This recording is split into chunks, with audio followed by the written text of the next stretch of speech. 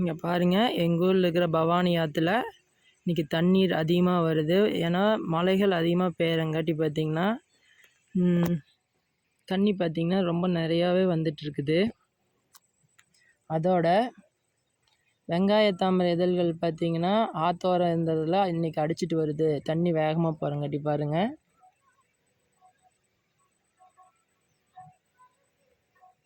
எவ்வளோ ஒரு அழகாக இருக்குது பாருங்கள். அதாவது தண்ணி பார்த்திங்கன்னா இன்றைக்கி மேவி வருது.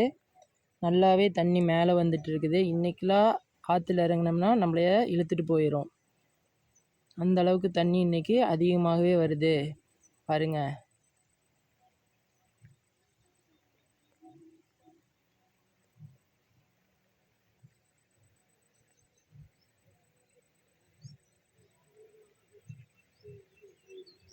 அதோடு இப்போ மழை வந்துகிட்டே இருக்குது பாருங்கள். சரி, ஓகே நண்பர்களே, பாய்.